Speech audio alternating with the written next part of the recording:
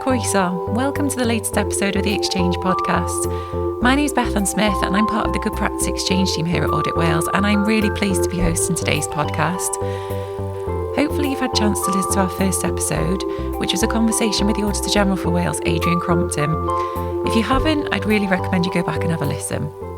So, on to today's episode. Now, whilst there's lots of conversations around public finances that often focus on spending cuts and rising taxes, today we're going to be talking about fraud and error. Fraud continues to be a huge challenge for public services and organisations more broadly across Wales. The Public Sector Fraud Authority estimates there's around £39 billion of taxpayers' money subject to fraud and error every year. Today I'll be chatting to a brilliant panel of speakers, all with expertise in this field. We'll be discussing some of the fraud risks and challenges. We'll be looking at how public services are responding, the role of leaders, and how effective collaboration plays its part. We'll also be looking at opportunities and how we should be preparing for the future. So, let's introduce you to the panel.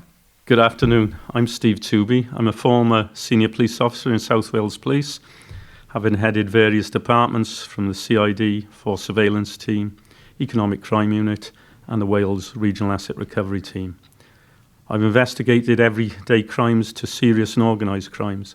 After retiring from the police, I was a lead investigator for the illegal money lending unit, targeting loan sharks in Wales and ensuring victims were supported back into financial inclusion. I'm currently Head of Counter Fraud for the Welsh Government and have been there for 15 years. My role is primarily to prevent and investigate fraud against the Welsh Government, protecting public money. Although this year I've been heavily committed on a new piece of fraud legislation with the UK Cabinet Office. It's called the Public Authorities Fraud, Error and Recovery Bill, and ensuring the parts that impact upon devolved matters are provided within the Senedd consent. Good afternoon. My name is Dainty. I'm the head of the NHS Wales Counter Fraud Services. That consists of 7 persons in the national team that investigate large-scale complex cases across NHS Wales. And we also provide support and guidance to a network of 24 local counter-fraud specialists who are employed by and based at individual health bodies in Wales. They tend to have a more proactive role and also investigate the smaller scale cases across Wales. Prior to taking up this role 24 years ago, I previously worked in the Hong Kong Police, predominantly in the commercial crime unit of the Hong Kong Police, before I came back to take on this role. Hello, good afternoon. My name is Steve Benson-Davison. I'm also a retired police officer. I was a senior detective and worked within the covert world and murder investigation teams for many years. I now work as a regional fraud prevent officer within the regional organised crime unit. Good afternoon, my name's Rachel Kostick. I'm a manager at the Regional Economic Crime Unit, which is part of Tarian. We cover the 3 Welsh forces of Dyfed, Powys, Gwent and South Wales Police. And we focus on the pursue element of financial crime, investigating fraud and money laundering, and recovering the proceeds of crime. Thanks, Rachel. So we'll kick things off straight away, and I'm going to come to you, Graham, first. So what are the biggest fraud risks currently facing the public sector and organisations more generally in Wales? From an NHS perspective, we've had several procurement cases where people have set up their own companies and then allocated the NHS work to their own companies. Obviously, the senior managers weren't aware of this arrangement. The work has been completed to a very poor standard, and therefore the issues were identified and investigated. Several cases have gone to the Crown Court, and the individuals have actually been sentenced to considerable times in prison. We've also then followed the civil recovery route to get the money back using the Proceeds of Crime Act powers that we have under the Proceeds of Crime Act 2002. And where suitable, we also pursue disciplinary action. So it's called a triple tracking approach or parallel sanctions. And whatever appropriate sanctions are available to us, we always seek all 3 routes if possible. Staff fraud, I don't think that's any different really to any other big organisation. It's important to emphasise there's a very small minority of NHS staff who are committing fraud. The vast majority are honest, hard-working individuals, and it's persuading perhaps the honest majority to report their colleagues who are committing that fraud. The examples I give you there, you've got people phoning in on a weekend, feigning sickness, and then they can work privately. Obviously, having 2 salaries coming in on a weekend, you get double pay on a weekend. There's obvious examples like that, expenses, fraud, etc. But that's no different to any other big organisation. The contractor side of things as well. By contractors, I mean your dentists, your pharmacists, your GPs and your opticians. We often get frauds referred to us there, where previously we have had to investigate pharmacists, GP practices, and lately we've had several cases in the Crown Court where GP practice managers have had control of the finances of the GP practice, and they've taken advantage of the lack of scrutiny. Perhaps the checks and balances weren't as tight during the COVID period, and now cases are coming to light on the few years after COVID. Then, one example I'll give you is a GP practice manager in the Trafodwyd area was recently convicted of fraud valued at 320,000, and that only came to light because a GP found a fake invoice for a locum GP on the photocopy machine, and then started doing some inquiries and then referred the case to us for investigation. So broadly, that's what we're dealing with on a day-to-day basis. And I'll look to Steve now in your role within the Tarian unit. Are you seeing similar examples across private sector organisations as well? I think what Graham's alluding to there is a lot of fraud, which is what I would say is internal type fraud, where it's fraud being committed against the NHS by people who are engaging with them in a business perspective. But we've also got lots of frauds that we see where external fraudsters will look to take money, steal money from lots of different businesses. So, with the cyber risk, most businesses now will have a cyber threat where perhaps their cyber security has been breached by the fraudsters and data is stolen. And then the criminal gangs who are based, 70% of the time based outside of the UK, will use that information to defraud those companies and others. So, for example, we see lots where a company will have their cyber security breached through a phishing email, where a staff member may have clicked on an email, downloaded some sort of some virus into their systems that allow the criminals to gain access. And once they gain access to the systems, they can see purchase orders and invoices. They'll understand who that company is doing business with. They'll replicate those receipts, those orders, place them themselves, purporting to be the company that's been hacked.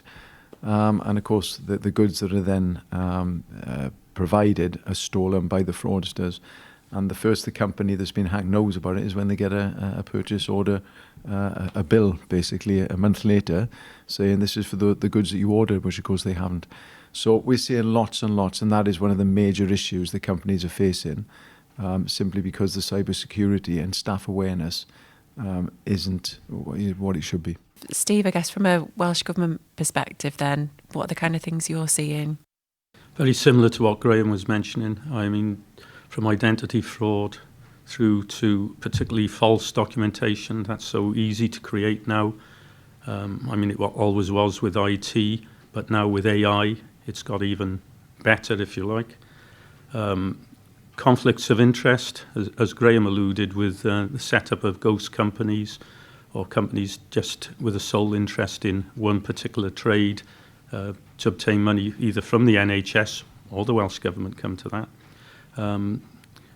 Our main risks around grant and procurement, which should be no surprise really, but now moving forward with AI, digitalisation, unless we keep up and keep track, because let's face it, fraudsters are very innovative, and we've got to be as innovative and proactive more than ever. It's much easier to prevent fraud than investigate it on long-running, costly investigation. No, absolutely, and we'll cover AI a little bit later on as well. But I guess the next question I was going to ask is around how organisations balance fraud prevention with service delivery then. And I'll come to you, Graham, again from an NHS perspective. You know, the NHS, I guess, under a lot of pressure to deliver. How then do you kind of shift resources to be able to look at and manage fraud as well? Previous studies have indicated that the NHS lose on average about 6% of its budget to fraud. Well, that's a big chunk of the NHS budget, which should be used for patient care. I think 99% of the population would agree with that comment. It's basically raising staff awareness of fraud risks and encouraging staff to report their concerns. We have an e-learning presentation which all staff are encouraged to complete on a 3-yearly basis, and that's updated on a 12-month basis, just the data's updated, etc. And then we also do presentations directly to staff. So it's finding that balance between a reactive investigative resource, which we do have, where we investigate cases and take them to the Crown Court or the Magistrates Court, whichever is appropriate. But there's also encouraging staff to report their concerns. You may find that staff have gone to their line managers and that the line manager is reluctant to report the staff's concern because it may reflect badly on the line manager. Not directly, in that the line manager isn't implicated in the fraud, but the checks and balances that he or she should have done haven't been conducted, and therefore they try and bury that referral rather than investigating or referring it to the appropriate people. So we have a fraud and corruption reporting line. We also have an online reporting tool, and we encourage people to report any concerns that they may have. Yes, thanks, Graham. I think it's knowing what to look out for, as you say, and those kind of reminders and prompts for staff. Steve, I'll look to you on this one now. How are you seeing organisations balancing that fraud prevention with service delivery? You know, there is a balance there. You know, it's interesting what Graham said there about the, 6% of the budget for NHS is vulnerable to fraudulent activity. So it just goes to show just how important it is that businesses, industry, companies, no matter how big or small, are aware of the risk and the threat, and that's both internal and external.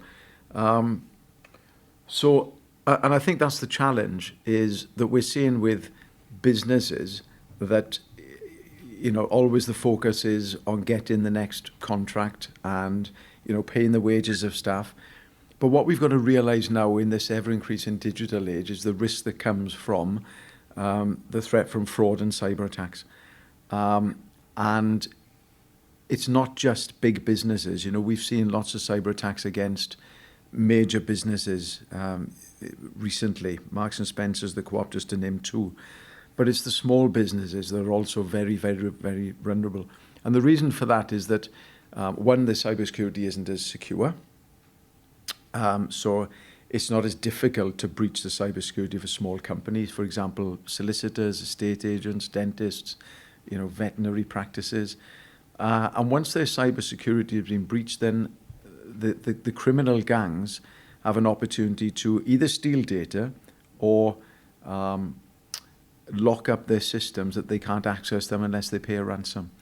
So, staff and managers, leaders need to be aware and to train and to raise awareness of their staff of what the dangers are. So, for example, not clicking on the links on emails, not opening suspicious messages which are coming through, making sure that before you send money to different accounts where perhaps, you've had a message to say that a bank account number has been changed, that you verify and check. And the government strategy now is stop, think, fraud. And that is relevant for, personal individuals in their business, but also in the working environment. So it's key that there is a balance between the working practices, but also being aware of the risk of where you can lose an awful lot of money, or even for businesses to be completely taken down by a cyber attack. Sticking on the detection and prevention of fraud then, as we've said, lots of these issues are being seen right across the board. It's not just a health issue, it's not just a local government issue, it's happening everywhere.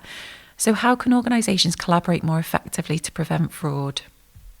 I think from a Welsh Government point of view, when we're investigating frauds or trying to prevent it, we've got to be forthright and we've got to operate within the bounds of the law. So whenever I'm doing an investigation, and it might be another public body or private body, I normally do a data sharing agreement, which fits under the UK GDPR rules and data protection rules. There are other statutory powers where you can share information, the Serious Crime Act, Digital Economy Act, and the new legislation that I alluded to in my introduction, the Public Authorities Fraud, Error and Recovery Bill, which should receive royal assent before the end of the year.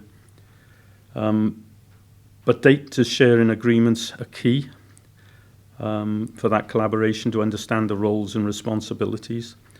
The same as sharing information with other groups. Graham and I are members of the Wales Fraud Forum, where there's a lot of networking goes on. We have 3 working groups a year, primarily for topical subjects, but again, networking, and we have an annual fraud conference every year, which Steve spoke at this year. So the collaboration is there. There's also there are 8 what we call GAIN groups around the UK, but we've our own Wales one, Government Agency Intelligence Network, which all regulators, enforcement authorities, share intelligence, for want of a better phrase, to understand what is current, what is causing them sleepless nights, if you like, and how we can all help to protect an organisation or protect the public from fraud. And occasionally you will feed information in and you'll find another organisation maybe looking at the same organised crime group or same individual. So collaboration is key this day and age, because you don't know what you don't know. For anyone listening now that might be interested in some of those networks you mentioned and the forums, how would they get involved with that? The Wales Fraud Forum is open for membership for anyone. We've our own website. We put alerts out on that occasionally on frauds. So you can always come along to our meetings. They're advertised regularly. If you have a particular interest in a working group, sometimes they're online, sometimes they're in sort of face-to-face. And you can also suggest areas where we may have missed in relation to fraud, prevention, investigation, and the like, to be honest. I mean, we've quite a big membership within Wales, and it's well attended every year, our annual conference. And it's a good way, if you're involved in fraud or trying to prevent it, to speak with others, to gain best practice and learn lessons. Steve mentioned the GAIN, which is the Government Agency Intelligence Network, which there's a number of individuals who perform that role across government agencies. So within the Regional Crime Unit, we have a GAIN coordinator. We also have embedded staff from HMRC and other agencies. Borders and Immigration is another, working within our unit. So that collaborative approach is there. The GAIN coordinator can reach out to 26 other government agencies across Wales. So the ability to link in with other agencies is there through those individuals. As Steve mentioned, the legislation is in place to allow for the sharing of information. So, a collaborative approach is there for, if different agencies want to get together to share best practice, to share training and awareness raising, then, the opportunities are there. I think if I can just come in on the back of that, I think a lot of agencies are frightened, for want of a better word, of sometimes sharing their information in fear of the legislation. But if the legislation is understood and used correctly, it's all can-do legislation as opposed to can't-do. And if you're unsure, speak to some experts in it. You've got the ICO office as well. You can also gain advice from. They've got an advice line. So go in with a glass half full, thinking that you can do it, until someone tells you can't. And what we'll do, all those networks and everything that have been mentioned, we'll put alongside on our website, just so anyone listening to this can go away and have a look at how they can get involved in that. From an NHS perspective, we work collaboratively with several bodies, including the National Crime Agency on the Process of Crime Act actions that we take. We restrain the money prior to an investigation. Once we secure the criminal conviction in the court, we then seek to recover the funds On my team, there are 3 accredited financial investigators and 3 financial intelligence officers. So every case that we investigate is considered for appropriate action under the Process of Crime Act. Further onto that, we also work closely with the local police forces in Wales, the police services in Wales. We've got very good contacts with economic crime units, and we don't have any powers of arrest or search. So we develop the case, we then take the case to the economic crime units usually. They then apply for the search warrants. We are named on the search warrants and we retain conduct of the investigations. So, in answer to your question, we work very closely with several investigative agencies throughout Wales and elsewhere. Just on that point then around the Proceeds of Crime Act, Rachel, what happens with the proceeds of fraud when someone has been convicted?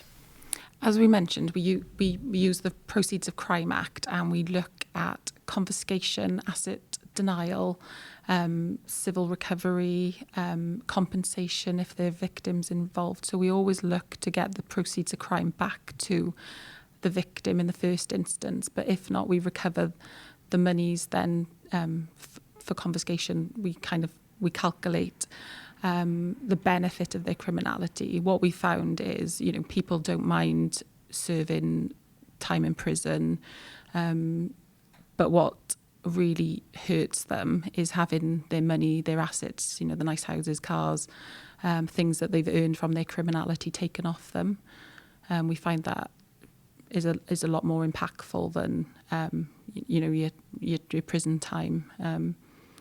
So yeah, we always look to calculate what they've earned from their criminality and recover that money. So Steve, we sort of briefly touched on this earlier around AI. I guess the next question we had was what the risks are. AI, it seems to be everywhere at the moment, but what are some of those risks that organisations kind of need to be aware of or look out for? I think the risks with AI is believing everything that comes out of it. We can all use AI this day and age, but then when you read through it, if you've interpreted a question into it the wrong way, you can get some false data out. So all AI needs to be checked, but certainly from fraud attacks, being able to produce documentation like it's never been produced, accurately, believable, it's getting difficult to spot. False invoices, false receipts, or even false bank statements, which used to be the catch-all if you were looking to investigate a case. A bank statement very often tells you a story from when purchases were made. If they're false now, they can read any story they like. So we, certainly in the public sector, and I dare say the private sector, need analytical tools now to combat fraud. We need to keep pace. We, in the public sector, probably, and I'm not just referring to the Welsh Government, have got IT systems that don't always talk to each other. We're trying to cater for that at the moment and update ourselves as quickly and as responsibly as we can. But you need to get it right. IT is moving so quickly and AI is moving so quickly. If you take a couple of years to do it, you could be outdated very, very quickly. So you need the expertise there, and certainly within Welsh Government, that's what we're doing at present. But I dare say other organisations, local authorities, etc., need to be doing the same. And I know it's happening on a national basis. People trying to keep pace with the fraudsters, really. That's the main risk. You've got image recognition. We've seen that not just for the public sector, but certainly from dignitaries around the world providing false information, etc. You don't know what to believe this day and age. So you need the power of AI to combat it as well. And you need the power of AI to be save resources and spot more fraudulent behaviour. I mean, it's that intelligent that it can spot behavioural fraud before a human can do it. It'll spurt out the information in abundance. Hopefully, it will save from creating the false positives that so much data analytics used to do. So you need the resources in place to deal with what comes out of the AI analytics. So it's a fast-moving world in fraud at the moment. But, you know, a fraud team this day and age, when I first started, you'd need a good fraud investigator manager, skilled up in the various roles. Now you need data analysts, data technicians, forensic accountants, auditors, etc., to complete your fully fledged fraud team. Yeah, no, I'd agree. It's suggested that 50% of fraud now is AI enabled, but that's likely to be underreported because, like Steve said, it's difficult to even identify in the first place. So, you know, the chances are we've missed so much because we haven't even recognised that it's there. At Tarian, we've kind of recognised AI as an emerging trend, and we've invested in an AI coordinator. So it's the first one throughout all the ROCUs in the UK. And he's working on raising awareness around AI, going out giving presentations to people, linking up and networking around, you know, what people are doing around AI, how they're using it for good and bad.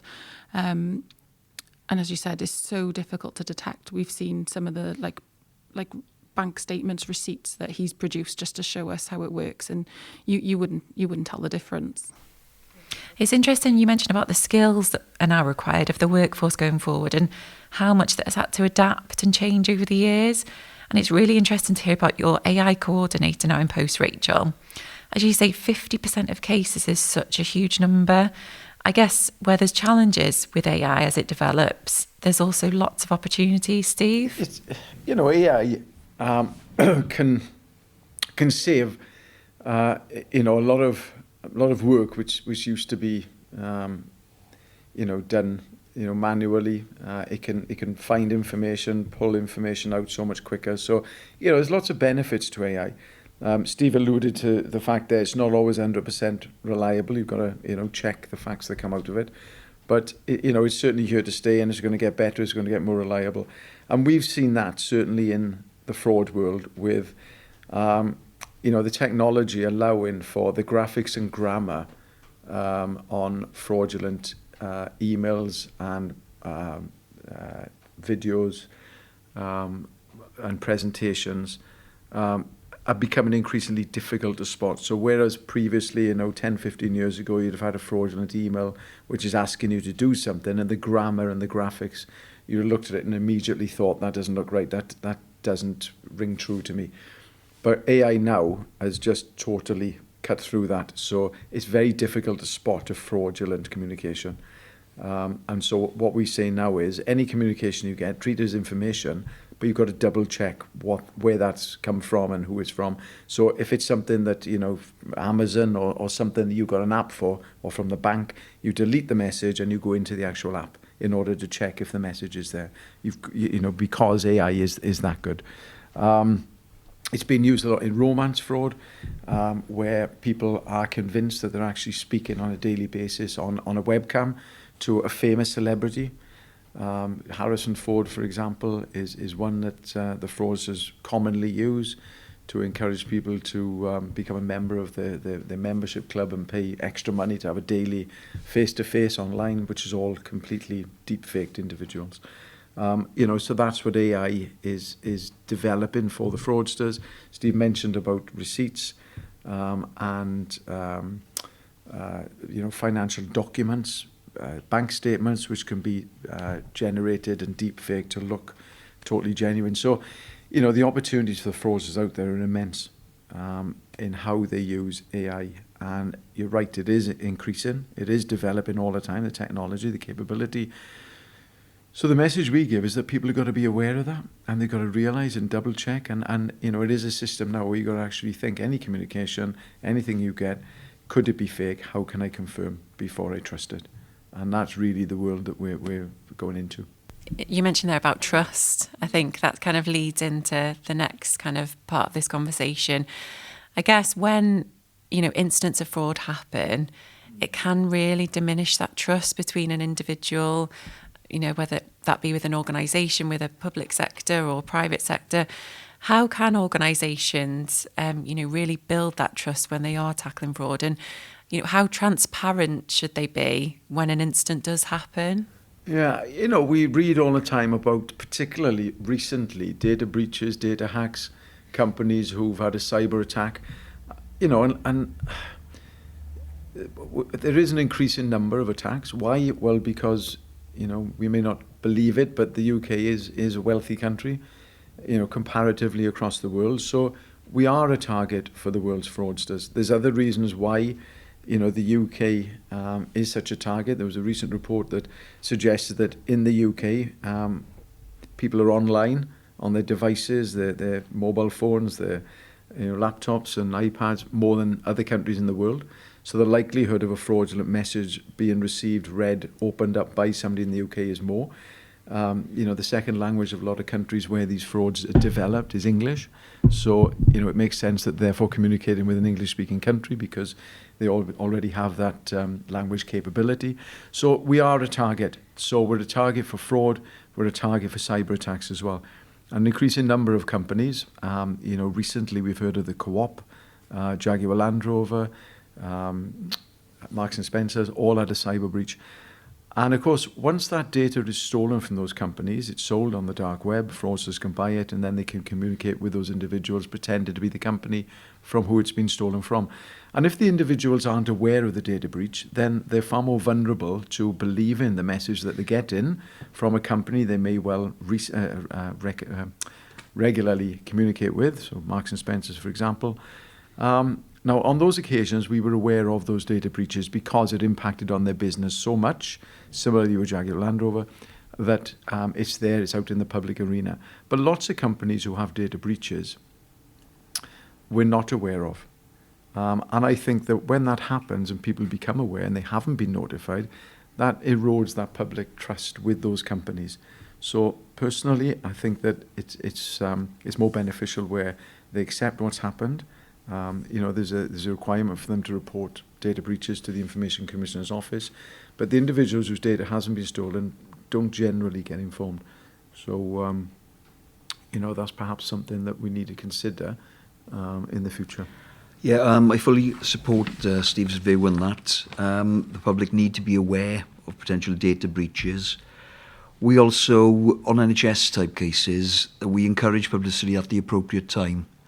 When the case is in the public domain, we actively seek media reports on the positive criminal outcomes with the impact, hopefully, of a deterrent effect and a prevention effect. For every pharmacist or optician that we happen to prosecute and convict in the criminal courts, there's hopefully another handful who will then think twice about carrying on with the frauds. As I said, it's a small minority, but seeking that publicity via the BBC, ITV, or the Western Mail, whatever the local press you use, is a positive aspect in our, but it's at the appropriate time. We obviously cannot seek publicity at an early stage of the investigation. We can be sure of our facts. All our cases are prosecuted via the Crown Prosecution Service. They provide the independent, impartial scrutiny. The case is suitable for criminal prosecution. But I fully endorse what Steve has just said there about sharing the information with the public at the appropriate time. I think the example that Steve mentioned there, the Marks and Spencer's one, well, literally was conveyed to everyone within a few days, wasn't it? So people would be aware of any dodgy emails or contact that you receive from Marks and Spencer's. Be suspicious, think twice about it, don't just click the link and respond to it. And that's really key, you know, we're in the business of preventing fraud. You know, 41, 42 or 43% of crime now is a fraud. You know, the figures are constantly changing, but, you know, it's not far off. Half of all recorded crime is a fraud or a scam. So, you know, trying to reduce people's vulnerability is absolutely key. So, you know, making people aware of a data breach, that your data's been stolen, you need to be aware of any incoming messages from that company. You know, for me, is a way that we can prevent fraud, prevent people becoming a victim, simply by raising awareness and informing people of what's happened. So we've talked, you know, a lot about, you know, technology, AI, emerging trends and things like that. I guess looking to the future then, how can organisations kind of prepare themselves better for what's to come? Very difficult question, I know. We can't look into the future, but I guess what advice would you give organisations in terms of how they can be preparing themselves? I think fraud is evolving faster than ever, to be honest. I mean, if it was a business, it'd be one of the world's leading businesses, I think. Fraudsters are innovative with their technology, their AI, even their global networks. So we must try as much as we can to match them. If you stand still, you'll get left behind. We need to be innovative, collaborative, and anticipate what we perceive to be going ahead. And certainly within Welsh Government, we regularly, with all our departments, our areas of business, provide risk assessments. And I ask the staff there, if you were going to commit fraud against the Welsh Government yourself, how would you do it? And then the risks will become apparent, some more prevalent than others. Then you can put controls in place to stop or mitigate that. And then, of course, through the transparency of your investigations once they're out there, and if you get a conviction, that's a great deterrent. But it's learning from lessons learned, if you like, from that, to also increase your controls. And within Welsh Government, I can only speak for that, those fraud risk assessments must come to me twice a year. So they're regularly reviewed, updated, because fraud is an evolving practice, and those fraud risk assessments must be living documents. So I would say more proactivity, and at the risk of getting shot, more resources into fraud, because with the evolution of technology, we need more skills, not less, and that goes for Welsh Government, NHS, and dare I say the police, having been there previously. Yeah, I'd certainly advocate an innovative approach. The old-style investigation and seeking publicity on the criminal sanctions is fine. However, I think we need a more risk-based approach, which identifies the system weaknesses that enabled the fraudsters to commit the frauds. And then we can deal with those system weaknesses when at a time, how many dozens of cases we've got ongoing, and also extrapolate the potential savings. That if the fraud hadn't been identified, would it have carried on for another 12 months, another 2 years? And those savings, which are identified via the extrapolation process, can then be used to justify increased investment. Because everything that Steve has mentioned here today about the data analytics, they don't come cheap.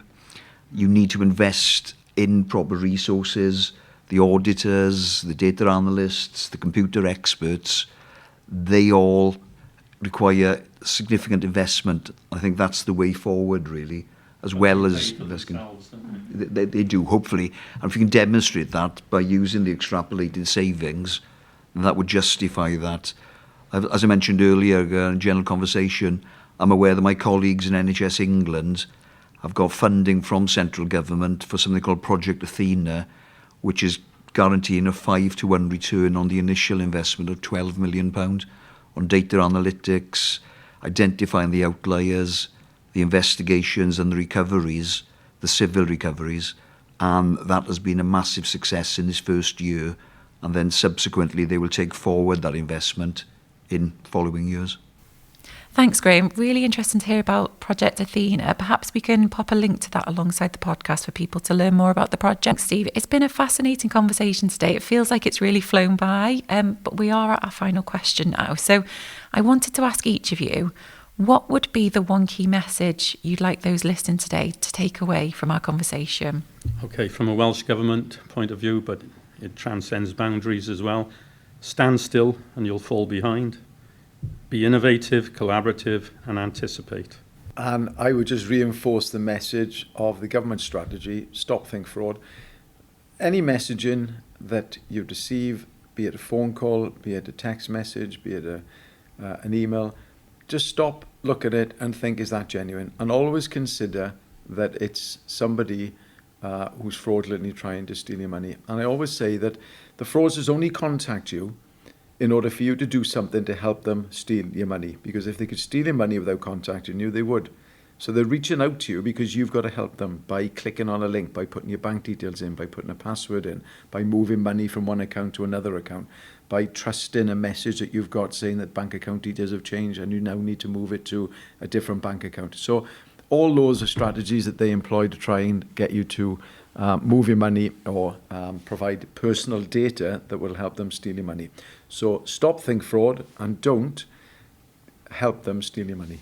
I think my main message is that if you suspect the fraud or any economic crime is ongoing in the NHS in Wales, then please report your suspicions.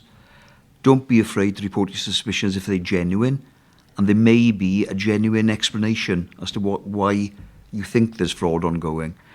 So report it via the Fraud and Corruption reporting line, which is maintained by the NHS, or the online reporting line, and we can then look into it and we will do the investigation. Do not investigate it yourself.